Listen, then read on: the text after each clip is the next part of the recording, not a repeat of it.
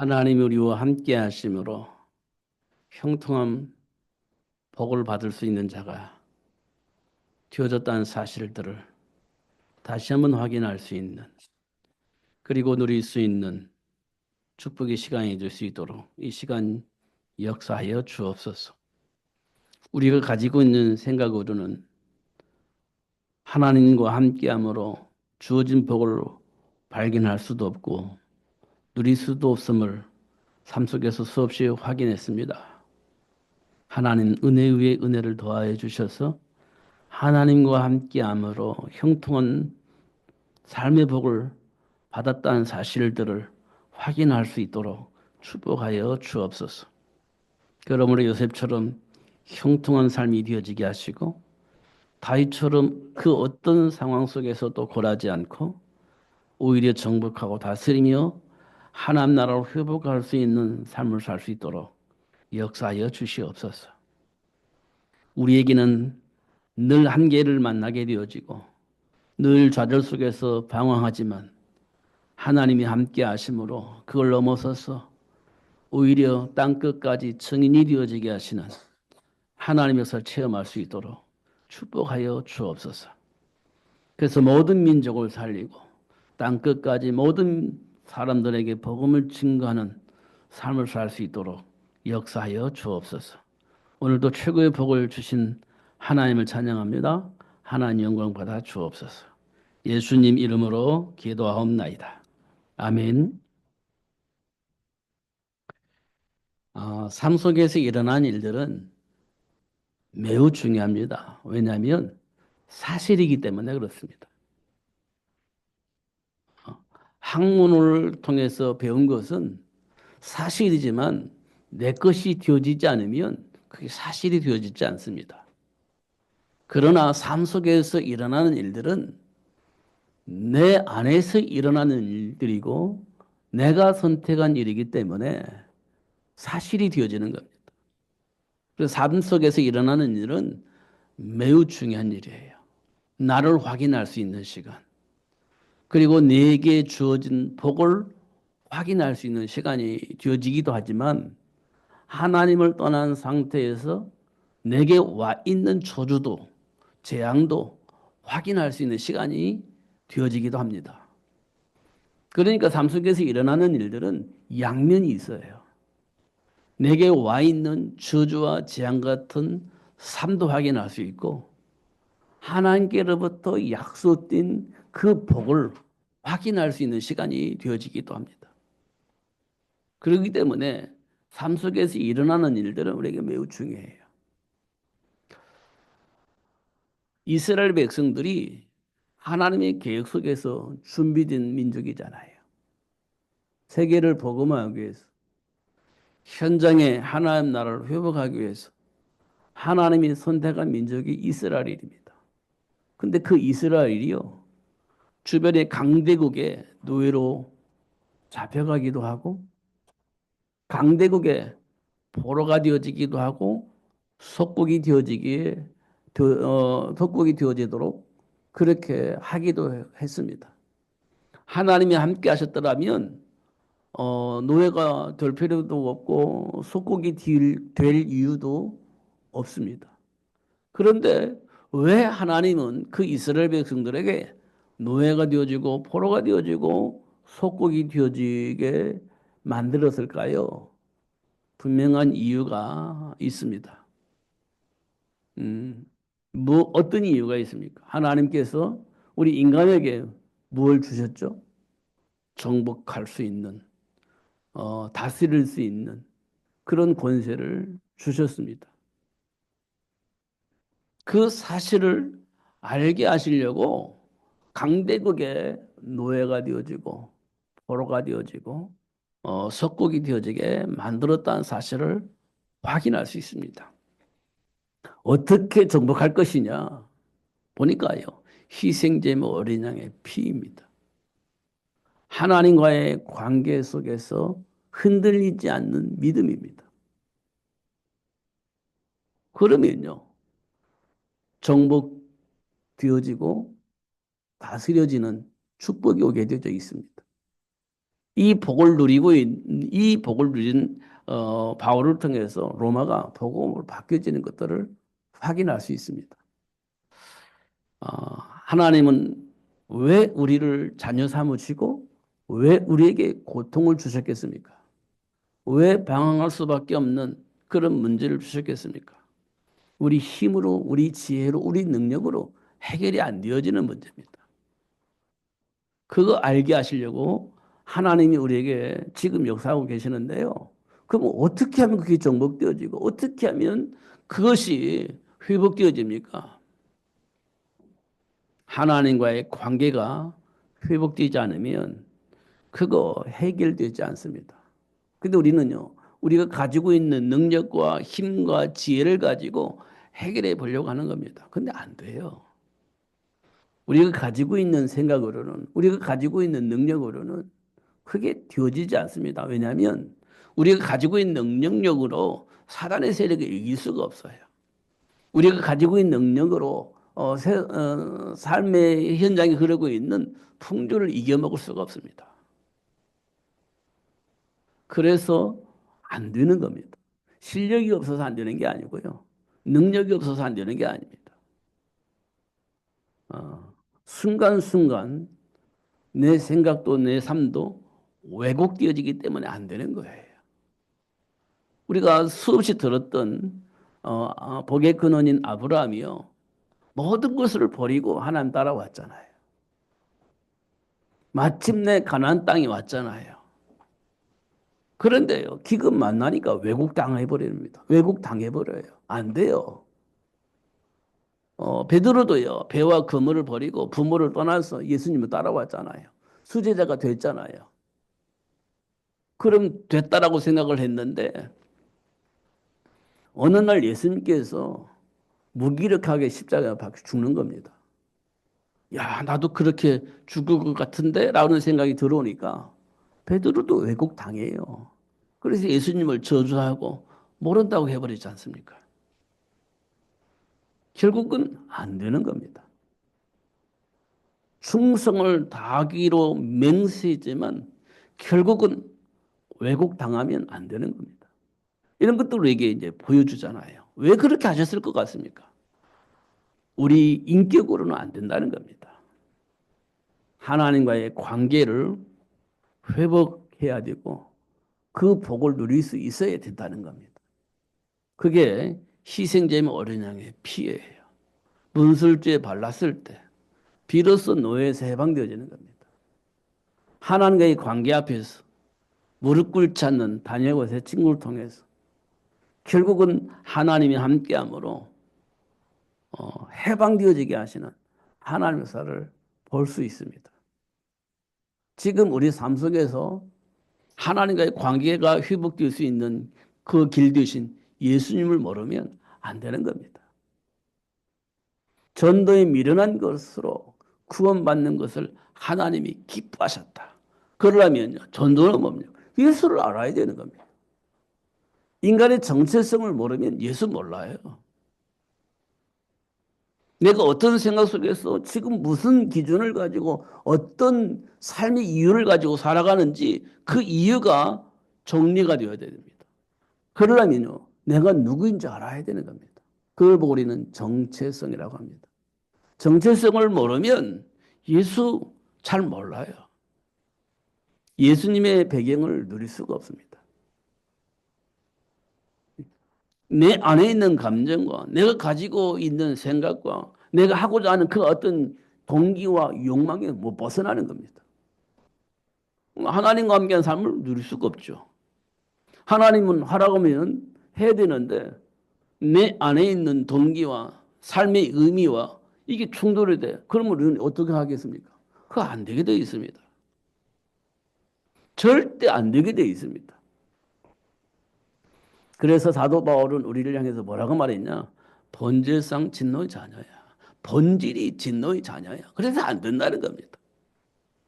그래서 예수를 만나지 않으면 우리 인생은 안 되어지게 되어 있습니다. 그게 본질상 진노의 자녀입니다. 죄를 범하여 하나님의 영광에 이를 수 없다. 이런 말씀도 하셨잖아요. 이 죄는 뭐냐? 하나님을 불신앙하는 것을 말하는 겁니다.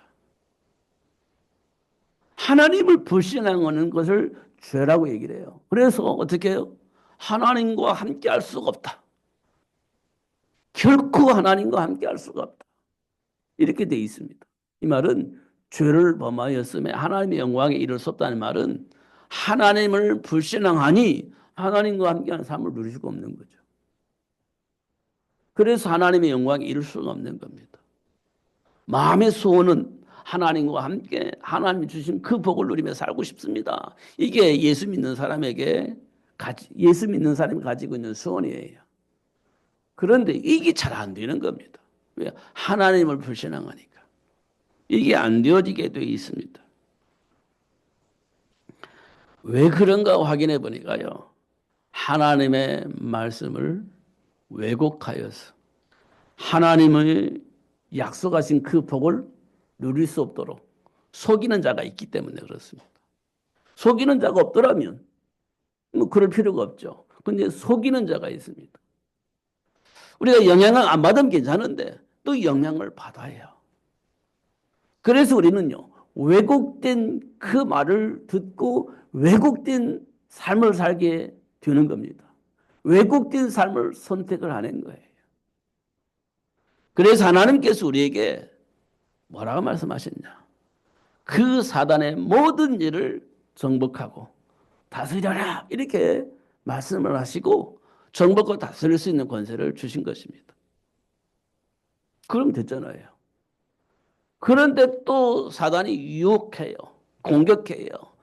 우리 인간 하나님의 말씀보다는 내 중심으로 나를 위한 삶을 살게 하는 그런 왜곡된 말을 하니까 내가 주인공이 되니까 너무 좋은 거예요. 기분이.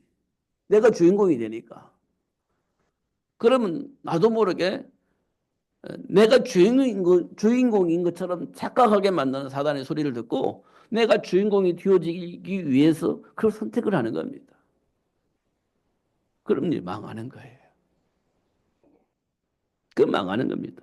그래서 하나님께서 그런 사단의 일을 드러내놓고 이제 그 길을 가면 안 된다라고 얘기를 하고 다시 말씀을 주시는 겁니다. 그 말씀 잡으면 날마다 이기는 겁니다. 날마다 승리하는 겁니다. 요새처럼 날마다 형통하게 되어지는 겁니다. 근데 그게 잘 안 믿어져. 세상 풍조에 따라 가야 내가 살 수 있을 것 같고 내 미래가 보장될 것 같아. 그러니까 또 하나의 말씀이 거부가 되어지고 그렇게 되어지는 겁니다. 그러면 또 우리는 방황하게 되어지고 또 저주와 같은 재앙의 문제를 만났을 때 어떻게 해야 될지 알지 못하고 또 갈등하게 되어지고 그렇습니다. 이런 삶이 계속해서 반복되어지고 있습니다. 반복되어집니다.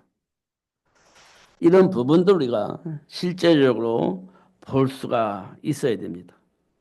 지금도 우는사자처럼 삼킬자를 찾고 있는 사탄이 세상 문화를 통해서 또 세상 학문을 통해서 세상의 철학을 통해서 또 이념을 통해서 여러 가지 방법을 통해서 막 공격해 옵니다.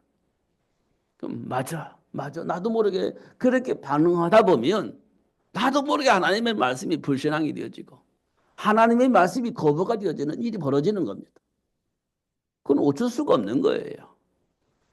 저도 그 상황을 만나게 되고 여러분도 그런 상황을 만나게 되어집니다. 그때 우리는 어떤 반응을 할 것이냐 이게 이제 중요한 거거든요. 하나님의 말씀 안에서 나를 보고 돌이켜서 하나님 편에 설 것이냐 아니면 맞아 하다가 그냥 끌려갈 것이냐 이게 삶 속에서 일어나는 일들입니다. 우리는요 예수 믿는 사람이잖아요. 이게 말씀 붙잡아야 돼. 상황에 길들여지면 안 돼.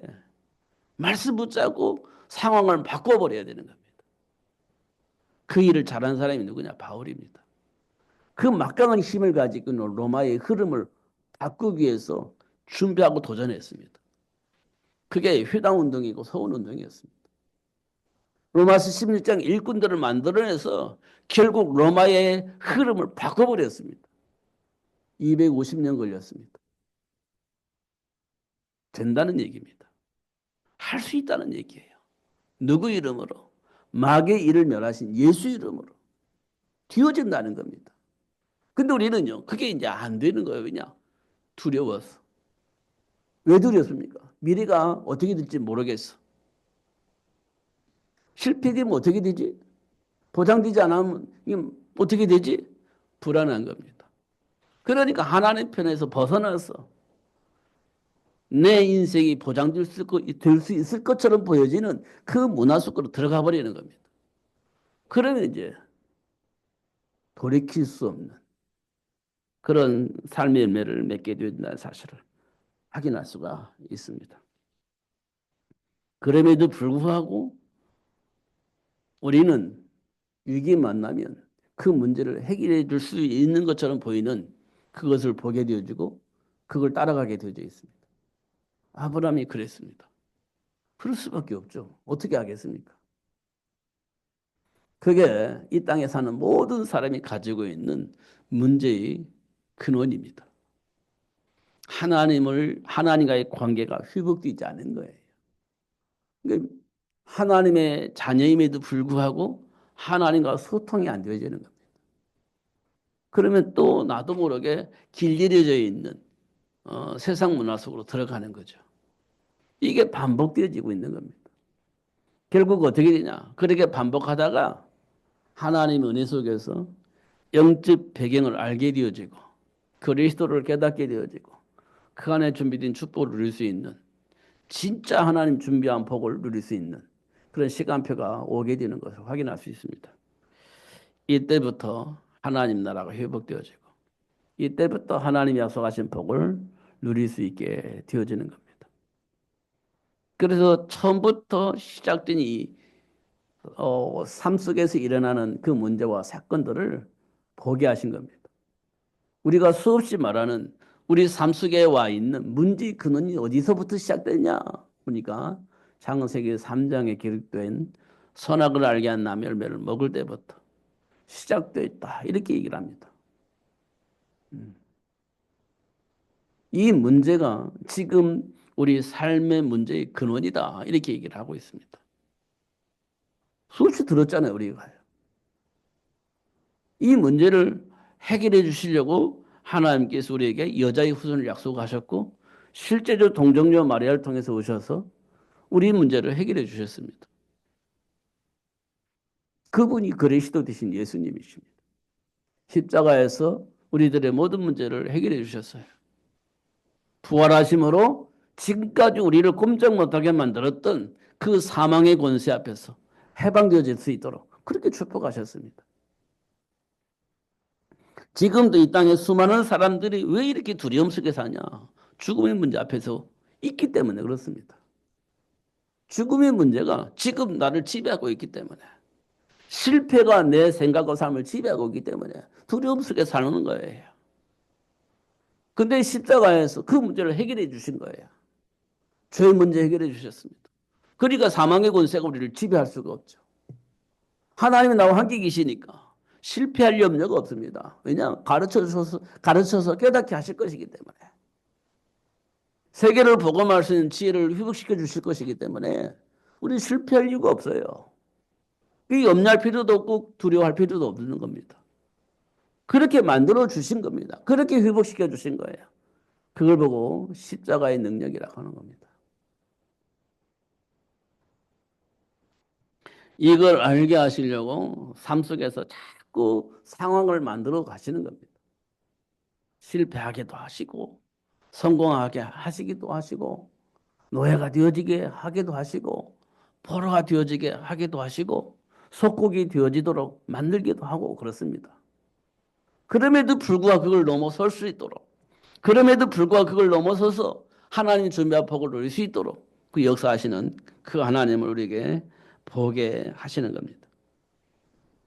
그래서 하나님이 우리에게 주신 복 중에 최고 복은 세계를 복음화할 수 있는 복을 가지고 있는 자녀를 생육할 수 있는 복입니다.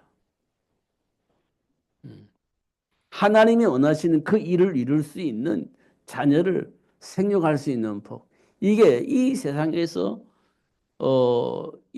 누릴 수 있는 복 중에 최고의 복이다. 이렇게 우리가 말할 수 있습니다. 사단은 그러면 어떤 것을 방해하게 하면 되겠습니까? 그렇습니다. 세계를 복음하기 위해서 준비된 자녀를 양육할 수 없도록 만드는 겁니다. 이것이 사단이 우리에게 와서 할 수 있는 최고의 목적입니다. 그러려면요, 부모의 생각을 바꾸면 돼요. 부모의 생각을 바꾸면 되는 겁니다. 어떻게 바꾸면 되냐? 야, 열심히 살자. 최선을 다해 살자. 틀린 말 아니잖아요. 어. 미래를 위해서 준비하자. 틀린 말 아니잖아요. 이게 틀린 말이 아니에요. 틀린 말이라는 말이 아니에요. 열심히 살자. 최선을 다해 살자. 미래를 보고 준비하며 살자. 틀린 말이 아니에요. 맞는 말이잖아요. 그래 놓고 뭐라고 말하냐. 그게 중심이 되니까 하나님의 말씀을 2번으로, 3번으로, 4번으로 밀어놓는 겁니다. 하나님의 말씀을 2번으로, 3번으로, 4번으로 밀어넣는 거예요. 왜냐? 내 인생의 미래를 위해서. 열심히 사는 것이 우선이 되어지고 최선을 다해서 사는 것이 우선이 되는 겁니다. 하나님의 말씀은 2번으로, 3번으로, 4번으로 자꾸 밀리게 하는 겁니다. 지금 우리가 그렇게 살고 있습니다. 실제적으로는. 그러면서 우리 자녀들에게 뭘 전달하겠습니까? 하나님과 함께하는 삶을 전달하지 않습니다. 전달하지 않아요. 이게 사단이 우리에게 하는 전략입니다. 그게 사단이 하는 전략이에요. 그럼 어떻게 되겠습니까? 성공하고 최선을 다해서 미래를 준비하고 나름대로 성공의 삶을 삽니다. 막 너무 좋아라 살 것입니다. 그런데요. 하나님과의 관계가 회복할 수가 없어요. 하나님과 관계를 회복할 수가 없습니다. 그러면 망하는 겁니다. 그게 사단의 전략이에요.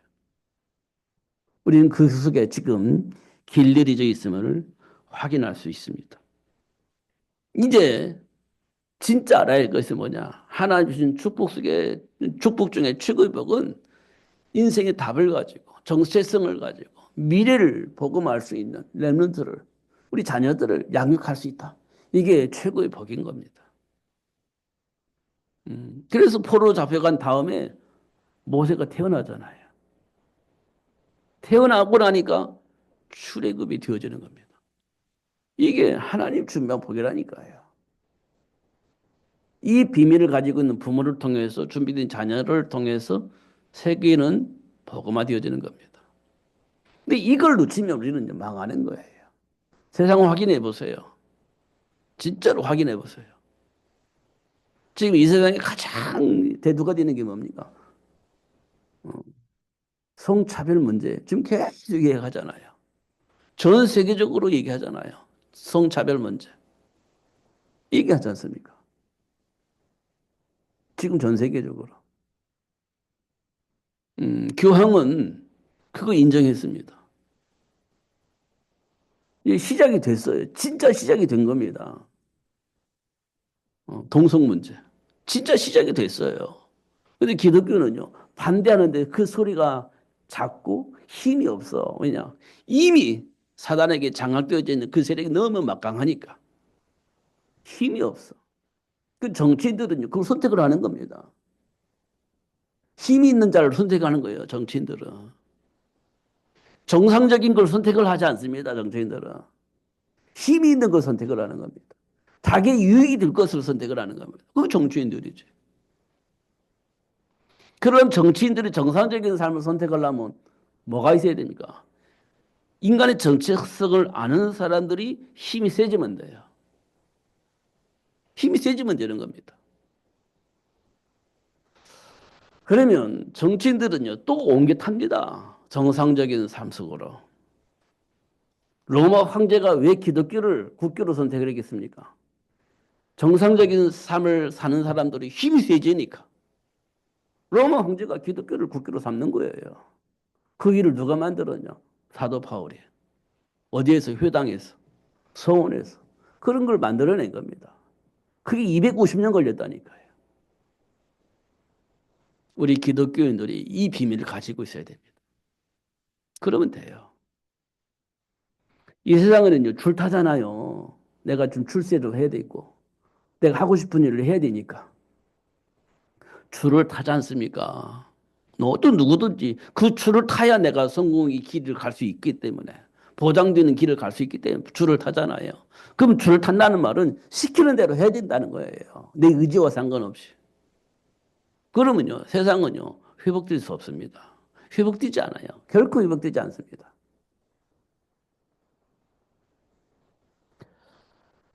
어, 저는 그 속에서 안 살아봤기 때문에 모르지만, 이게 뉴스를 통해서 보면 다 그렇게 흘러가고 있구나라는 사실이 보여집니다. 그게 세상 풍조를 통해서 역사하는 악한 영입니다. 그 배경이 그렇습니다. 그걸 거슬러 올라간다는 건 쉽지 않죠. 그럼에도 불구하고 사단의 일을 멸하신 그리스도를 통해서 넘어서야 되는 겁니다. 그 일을 잘한 사람이 누구냐? 바울이에요. 그 일을 잘한 사람이 누구냐? 요셉입니다. 그 일을 잘한 사람이 누구냐? 다니엘과 세 친구들입니다. 잘 확인해 보세요. 그게 우리에게 주어진 삶의 축복입니다. 확인해 보시면 좋습니다. 삶의 일상에 드러난 문제들은 인간의 삶의 배경을 알게 합니다. 드러나는 거 보니까 배경을 알 수 있는 거예요. 왜 저런 짓을 했을까? 그 배경을 아는 거예요. 왜 저런 선택을 했을까? 배경을 아는 거예요. 그렇지 않으면 우리 예수 아는 사람만 알 수 있어요. 아, 저 사람 배경이 그렇구나. 아, 불쌍하다. 안타깝다. 진짜 복음이 전달됐더라면 저런 짓을 안 했을 건데, 저런 상황을 안 만들었을 건데, 몰라가지고 저렇게 됐구나. 아, 그러면 내가 누군가에게 이 말을 전달해야 되겠다. 이게 우리에게 와 있는 복입니다. 그잖아요. 배경을 아니까 혈과 이거 싸움을 해가지고 안 된다는 걸 알아요. 아, 이 도와야 되겠구나. 이렇게 되는 겁니다. 그게요, 애통하는 자예요. 그게 긍휼을 베푸는 자예요. 그러면 되어지는 겁니다. 예배를 하지만 응답받지 못한 가인, 뭘 놓쳤나요? 놓친 게 있는 겁니다. 예배를 하는데 응답을 받지 못했어. 그러니까 가인이 무슨 생각이 들어요? 분노가 일어나는 겁니다. 어떻게 합니까? 그 분노가 절제가 안 돼요. 어떻게 동생을 돌로 쳐 죽이잖아요. 예배했는데 응답받지 못하고 나니까 결국 동생을 돌로 쳐 죽이는 일이 벌어집니다. 왜 그렇습니까? 분노가 일어나는 거예요. 그 분노가 정리가 안 돼요. 그래서 일어난 사건을 우리가 확인할 수 있습니다. 그게 불신자들, 하나님을 떠난 자들이 가지고 있는 감정입니다. 지금 삶 속에 드러나잖아요. 확인할 수 있잖아요. 그럼 그걸 어떻게 해결해 줍니까? 가르쳐서 되겠습니까? 안 되는 겁니다. 배경을 알고 도와줄 수 있어야 되는 겁니다. 예수 이름으로. 사도 바울은요, 흠이 없이 살았습니다. 율법으로는. 다시 말하면 윤리나 도덕으로 볼 때는 흠이 없이 살아왔다는 얘기예요. 지식도 능력도 있는 겁니다. 그래서 최고의 배경을 가지고 최고의 삶을 누릴 수 있었던 바울이에요. 왜 예수 믿는 사람은 그렇게 핍박했을까요? 이유가 있는 거죠. 몰랐다는 거예요. 예수가 그리스도를 몰랐다는 겁니다. 영적 문제를 가지고 있는 우리 문제를 해결해 주시기 위해서 오신 예수를 그리스도로 인정을 하지 않은 거예요. 그러니까 예수 믿는 사람은 핍박을 한 거예요. 그게 뭡니까? 하나님을 떠나 있는 삶의 모습입니다. 하나님 떠나 있는 삶의 모습이에요. 그리스도 대신 예수를 모르니까 그러는 겁니다. 지금 이 땅에 수많은 기독교인이 있습니다. 실력도 있고 능력도 있습니다. 믿음도 있다라고 말하면서 사는 기독교인들이 많습니다. 근데 하나님 나라를 회복할 수가 없어요. 하나님 나라를 회복하지 못합니다. 왜 그럴 것 같습니까? 저주와 재앙 속에 빠져 있는 삶의 모습, 배경을 진짜는 모르기 때문에 그래요. 윤리적으로, 도덕적으로는 알겠는데, 신학적으로는 알겠는데, 실제 인간의 영적 배경을 모르기 때문에 사람을 살 수 없는 겁니다. 지금 현장이 있잖아요. 저는 선거철만 되면 많은 뭐 국회의원이든지 뭐 어떤 사람들은 교회 오잖아요. 예배하지 않습니까? 어떤 사람은 장로이기도 하고, 어떤 사람은 전도사이기도 하고, 양심이 있으니까 막 신자로서 뭐 어쩌고저쩌고 하면서도 하나님과 전혀 상관이 없는 일을 하고 있는 모습을 저는 봅니다. 음. 어떤 장로님이에요. 막 또 뭐 국회의원들 조찬 기도 하잖아요. 그럼 가서 막 사회도 보고 기도도 하고 그렇습니다. 그런데 하나님과 전혀 상관이 없는 세계복음화와 전도와 전혀 상관이 없는 삶을 살고 있는 정치인들을 저는 수없이 봤습니다. 수없이. 어떤 사람은요, 전도사예요. 신학을 한 전도사입니다. 근데 지난번에 막 토론하는 거 보니까 창조를 믿느냐, 뭐 진화론을 믿느냐 이것 가지고 따지는 거예요.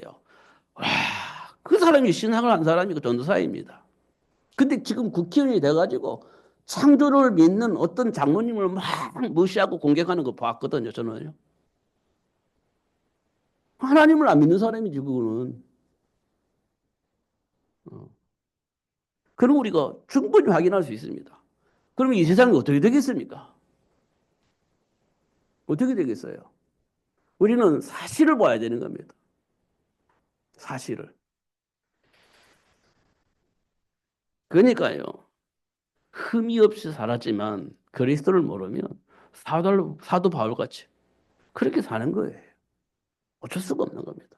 근데 기독교인이야. 나는 신학을 한 전도사야. 근데 예수를 몰라. 삶의 현장을 이렇게 되어진 줄 몰라. 그러면 뭐 어쩔 수 없죠. 어떻게 하겠습니까? 그게 하나님을 떠나 있는 자들의 모습입니다. 왜냐? 사망의 세력에 장악되어져 있는데 그걸 모르는 겁니다. 그냥 인격적으로 훌륭하면 되는 줄 알고 어, 내가 원하는 삶을 어, 살 수 있으면 되는 줄 알고 착각을 하고 있는 겁니다. 그러나 사망의 세력을 가지고 있는 사단에게 장악되어 있는 모습입니다. 그게 하나님을 떠나 있는 자들의 모습이에요. 이거 우리가 분명히 해야 됩니다. 이것을. 이거 알려고 예수님이 오셨고 이거 알려고 하나님을 불러가지고 예배하게 하시는 거잖아요. 내 마음대로 살 것 같으면 뭐 굳이 뭐 예수 믿을 필요가 없죠. 그렇지 않습니까?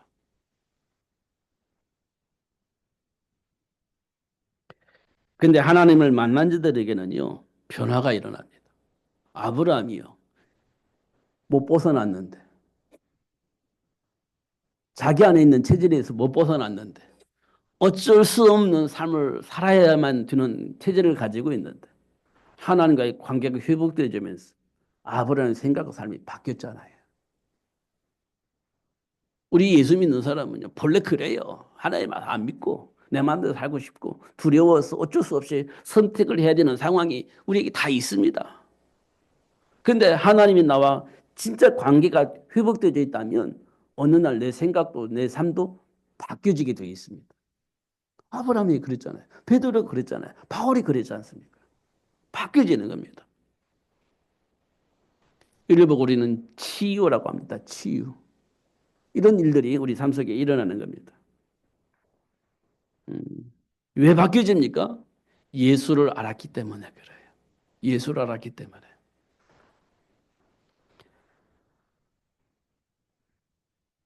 예수님이 그리스도임을 알았기 때문에 그렇습니다. 이 말은 뭘 의미하느냐면 우리가 평생 돌이킬 수도 없고 결국은 무릎 꿇어야 되고 평생 마귀에게 종노릇 할 수밖에 없는 그 근본적인 문제가 뭐냐면 죄와 사망의 법이에요. 하나님을 불신앙하면서 사망의 법에 묶여서 어쩔 수 없이 평생 그렇게 살아야 할 문제를 가지고 있는 우리 문제를 예수님이 오셔서 그 문제를 해결해 주셨다는 사실을 알았기 때문에 생각이 바뀌는 거예요. 삶이 바뀌는 겁니다. 이거 모르면 우리 생각 바꿀 수가 없어요. 하나님 불신앙하지. 그 사망의 법에 묶여 있지. 바뀌어질 이유가 없습니다. 바꿀 수가 없는 겁니다. 이걸 보고 사람들은 뭐라고 말하냐? 운명과 팔자라고 해요. 안 바뀌어지는 겁니다. 못 벗어나는 거예요. 그래서 저주와 재앙 속에서 사는 거예요. 어쩔 수가 없는 겁니다.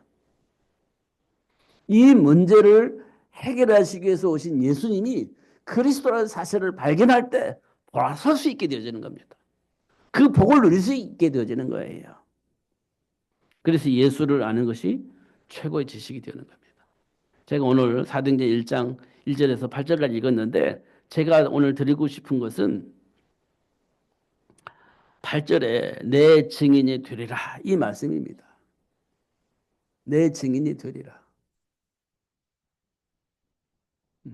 예수를 알면 증인이 될 수밖에 없어요. 평생 그렇게 살 것입니다. 평생. 증인으로 사는 거예요. 결국 삶의 문제는 약속된 축복을 발견할 수 있고 누릴 수 있는 축복의 시간이 되어지는데 문제 속에 허덕이고 방황하며 고통 속에 있는 사람들 볼 때 정체성의 축복을 알릴 수 있는 기회입니다. 인간이 도대체 누구인지 그 사실을 알릴 수 있는 기회입니다. 그리고 주어진 복을 누릴 수 있도록 도울 수 있는 기회입니다. 이미 와 있어. 내 힘과 능력으로 그 복을 누리는 게 아니고 예수 안에 와 있는 그 복, 그거 누릴 수 있도록 그 사실을 알릴 수 있는 기회가 되어지는 겁니다.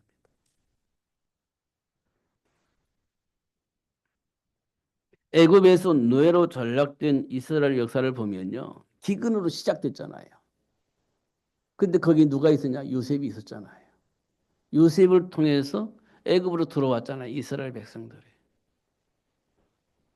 그 다음에 요셉을 의지하고 살아왔는데 요셉이 없어지고 난 이후에 이스라엘 백성들은 그냥 노예로 전락돼 버린 거예요. 왜 그랬을 것 같습니까? 하나님과의 관계가 회복되어 있질 않아서 그래요. 하나님과 관계가 회복되지 않았어요. 기근 만나니까 요셉을 의지하게 되고. 요셉을 의지하다 보니까 요셉이 사라지고 난 이후에 어떻게 됩니까? 그냥 의지할 데가 없잖아요. 노예가 되어버리는 겁니다. 이런 거 우리가 확인해야 돼요. 우리가 삶 속에서 많은 문제와 사건을 만나잖아요. 그걸 의지할 수 있는 그 뭔가 찾잖아요. 의지하다 그 통로가 사라져 버렸어요. 그 끈이 끊어져 버렸어요. 그럼 어떻게 됩니까? 우리는 아무것도 할 수가 없어요. 이게 이스라엘 백성의 역사를 통해서 우리가 볼 수 있는 부분이에요. 바벨론을 포로 잡혀간 다니엘과 세 친구들, 로마의 권력 앞에 무릎 꿇은 바리새인들, 하나님과의 관계가 없어져 버린 겁니다. 하나님의 관계가 회복되지 않은 거예요. 지금 우리 삶이 현장에서 보면 다 그렇고 있는 것을 확인할 수 있습니다. 근데 우리는 하나님 자녀예요. 근데 하나님과의 관계가 연결이 되어 있지 않아요. 소통이 안 되고 있습니다. 그러면요. 다른 걸 의지하게 되어 있습니다. 그게 의지하는 데는 좋은데 끊어지면 어떻게 해요? 그다음부터는 또 방황하는 거예요. 그게 지금 우리 삶 속에서 드러나고 있는 문제입니다. 결국은 빌립보 지역은 귀신 들려 조마는 자에게 장악되어 있고요. 데살로니가 지역은요. 저자의 괴악한 자들에게 장악되어져 버렸고요. 고린도는요. 우상을 숭배하는 문화에 장악되어져 버렸습니다. 하나님과 소통이 안 되니까 이미 사단에 의해서 만드는 시스템이 완전히 장악되어 버리는 겁니다. 점술에 예. 저자의 귀한들에게 아니면 삶의 우상 숭배하는 삶의 문화에 완전히 장악되어 버리는 겁니다. 그렇게 살고 있는 거예요. 지금 우리가 삶의 배경을 보면.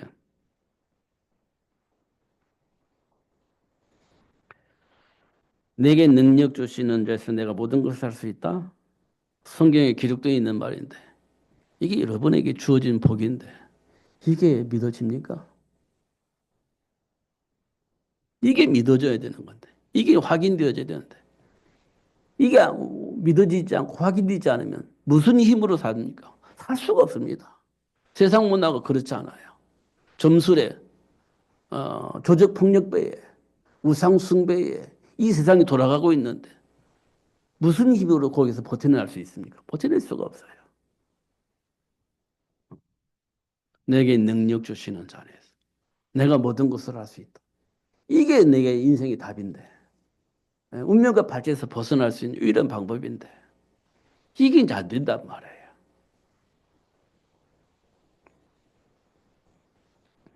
아담과 하와가 그렇게 당했습니다. 아벨을 죽인 가인을 통해서 도움을 받았어요. 케어를 받았어요. 그런데 가인이 아벨을 죽이듯이 가인이 후손들도 상처로 인해서 사람을 죽이는 일을 해요. 아담과 하와가 얼마나 속상했겠습니까? 하나님께 기도했겠죠. 이때 비로소 하나님께서 그 현장을 바꿀 수 있는 생육의 복을 회복하고 셋이라는 아들을 통해서 하나님과 관계를 회복할 수 있도록 그렇게 축복하셨어요. 셋은 그 비밀을 가지고 또 후손인 에노스를 준비하면서 하나님과 소통했습니다. 그러니까 어떻게 해요? 세상의 문화가 바뀌어버린 겁니다. 창세기 4장 25절 26절을 보면 세상이 바뀌어요. 삶의 문화가 바뀌어버리는 겁니다. 환경이 바뀌어버려요. 셋을 준비하고 에노스를 준비하니까 환경이 바뀌어버립니다. 하나님께서 생육의 복을 주신 이유가 이런 거였구나라는 것을 우리가 확인할 수 있는 부분입니다. 아브라함과 사라가 이삭을 준비해요. 이삭을 통해서 천하만민이 복을 받습니다. 이게 하나님 주신 생육의 복이구나. 엘가나와 한나를 통해서 사매를 준비합니다. 사매를 통해서 하나님과 소통의 문이 열려요. 그래서 사매를 통해서 무슨 운동이 일어납니까? 미스바 운동이 일어나는 겁니다. 하나님께서 생육의 복을 주신 이유가 이런 것이 있구나라는 것을 확인할 수 있습니다. 예수님께서 우리에게 주신 말씀입니다. 너희는 가서 모든 민족을 제자로 삼아라. 마가복음에서 온천에 다니며 만민에게 이 복음을 증거해라. 베드로에게는 내가 준비한 어린 양을 잘 양육해서 세계를 복음할 수 있는 제자로 만들어라. 이렇게 말씀을 하셨습니다. 이 말씀이 우리에게 매주 반복되어진 말이라고 생각을 하면 안 돼. 알고 있는 말이라고 생각하면 안 돼요. 현장에서 실제적으로 이게 보여져야 되고, 이걸 위해서 우리가 살아야 되는 겁니다. 삶의 현장을 봐야 되고, 현장에서 내가 해야 할 일이 무엇인지를 확인할 수 있어야 되는 겁니다. 이게 가능한 일이에요. 이게 가능한 일이에요. 근데 유교 와보세요. 바빠. 내가 할 일이 있고, 싫어. 그러면요, 하나님과 소통이 안 됩니다, 사실은. 바쁘잖아요. 할 일이 많잖아요. 그러면 순서가 바뀐다니까요. 절대 순서가 바뀌게 되어 있는 겁니다. 그러면 내 인생은요, 안 되게 되어 있습니다. 본질상 젠노이잖아요. 하나님의 영광이 이룰 수가 없어요. 그런 삶을 계속 사는 거예요. 그래, 하나님과 소통이 되면 억지로라도 하는 게 아니라요. 하나님과 소통이 되면 하나님 편에 서는 겁니다. 왜냐? 그게 나이니까. 그게 내 주어진 축복이니까. 그걸 외면하고 다른 길을 가버리면 어떻게 됩니까? 그게 창세기 3장 문제예요. 근데 우리는 그거 잘 안 됩니다. 그거 잘 안 돼요. 근데 그렇게 하면 미쳤구나 이렇게 되는 겁니다. 왜냐? 그거 하면 안 되니까. 사단이 이미 알아요. 그러니까 미쳤구나. 그 길을 가지 못하게 만들어버리는 겁니다. 근데 우리는 뭣도 모르고 막 미치듯이 하니까 그런 거예요. 우리는 알고 누려야 돼요. 다니엘과 제 친구들이요. 미쳤습니까? 정상인 거예요. 우상숭배 거부하고. 하나님 편은 이거 정상적인 거지. 근데 사람들은 그 미쳤구나 이렇게 되는 거예요. 근데요. 그런 다니엘과 제 친구들을 바벨론 왕이 볼 때 너는 죽어도 마땅해. 이렇게 한 게 아니에요. 살려보려고 그렇게 아득바득했습니다. 왕이 포로적으로 잡혀간 다니엘과 세 친구를 살려보려고 바둥바둥 했다니까요. 막 찾아가서 빌기도 하고 애원도 해보고 그랬다니까요. 왜 그랬을 것 같습니까? 다니엘과 세 친구들이 평상시에 그 왕을 얼마만큼 잘 도왔는지 알 수 있는 대목입니다. 실제적으로 너무너무 잘 도운 거예요. 도움이 된 겁니다. 통치하는데 너무너무 도움이 된 거예요. 근데 갑자기 죽음을 맞이하게 된 거예요. 그게 찾아가서 야, 내가 어, 할 수는 없지만 왕권을 가지고 내가 널 살려줄게. 한 번만 우상 숭배해라. 이렇게 예언했잖아요. 근데 다니엘이 그럴 수 없어요. 이렇게 얘기잖아요. 그게 화가 나서 죽여버리려고 했잖아요. 근데 살아계신 하나님이요. 살렸습니다. 살렸다니까요. 근데 왕이요.